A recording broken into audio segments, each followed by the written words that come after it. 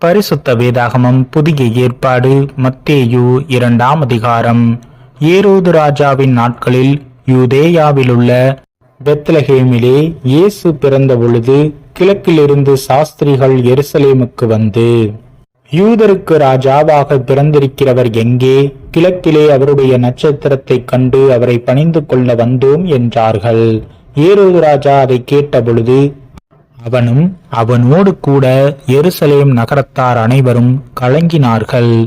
அவன் பிரதான ஆசாரியர், ஜனத்தின் வேத பாரகர் எல்லாரையும் கூடி வர செய்து, கிறிஸ்துவானவர் எங்கே பிறப்பார் என்று அவர்களிடத்தில் விசாரித்தான். அதற்கு அவர்கள், யூதேயாவிலுள்ள பெத்லகேமிலே பிறப்பார். அதேனென்றால், யூதேயா தேசத்தில் உள்ள பெத்லகேமே, யூதாவின் பிரபுக்களில் நீ சிறியதல்ல. என் ஜனமாகிய இஸ்ரவேலை ஆளும் பிரபு உன்னிடத்தில் இருந்து புறப்படுவார் என்று தீர்க்கதரிசியினால் எழுதப்பட்டு இருக்கிறது என்றார்கள்.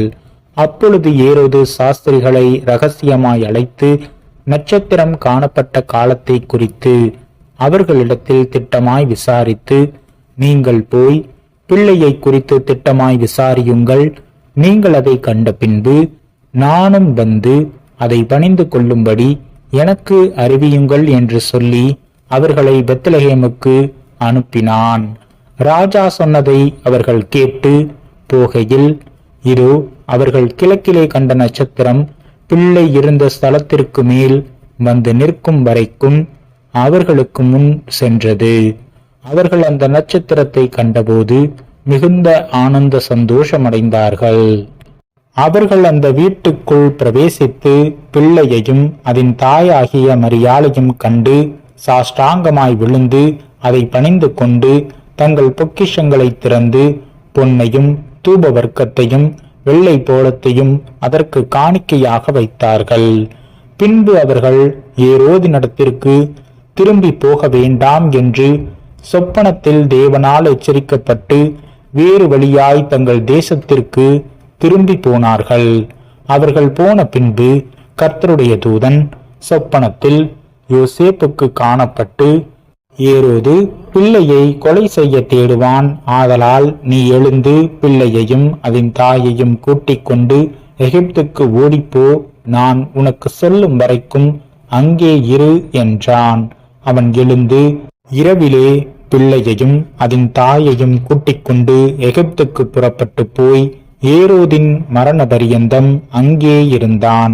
எகிப்திலிருந்து என்னுடைய குமாரனை வரவழைத்தேன் என்று தீர்க்கதரிசியின் மூலமாய் கர்த்தரால் உரைக்கப்பட்டது நிறைவேறும்படி இப்படி நடந்தது. அப்பொழுது ஏரோது தான் சாஸ்திரிகளால் வஞ்சிக்கப்பட்டதை கண்டு மிகுந்த கோபமடைந்து ஆட்களை அனுப்பி தான் சாஸ்திரிகளிடத்தில் திட்டமாய் விசாரித்த காலத்தின்படியே பெத்லகேமிலும் அதன் சகல எல்லைகளிலும் இருந்த 2 வயதுக்குட்பட்ட எல்லா ஆண் பிள்ளைகளையும் கொலை செய்தான். புலம்பலும் அழுகையும் மிகுந்த துக்கம் கொண்டாடலுமாகிய கூக்குரல் ராமாவிலே கேட்கப்பட்டது. ராகேல் தன் பிள்ளைகளுக்காக அழுது அவைகள் இல்லாதபடியால் ஆறுதல் அடைந்திருக்கிறாள் என்று எரேமியா தீர்க்கதரிசியினால் உரைக்கப்பட்டது அப்பொழுது நிறைவேறிற்று. ஏரோது இறந்த பின்பு கர்த்தருடைய தூதன் எகிப்திலே யோசேப்புக்கு சொப்பனத்தில் காணப்பட்டு, நீ எழுந்து பிள்ளையையும் அதன் தாயையும் கூட்டிக் கொண்டு இஸ்ரவேல் தேசத்துக்கு போ. பிள்ளையின் பிராணனை வாங்க தேடினவர்கள் இறந்து போனார்கள் என்றான். அவன் எழுந்து பிள்ளையையும் அதன் தாயையும் கூட்டிக் கொண்டு இஸ்ரவேல் தேசத்துக்கு வந்தான். ஆகிலும் அர்கெலாயு தன் தகப்பனாகிய ஏரோதின் பட்டத்துக்கு வந்து யூதேயாவில் அரசாளுகிறான் என்று கேள்விப்பட்டு அங்கே போக பயந்தான்.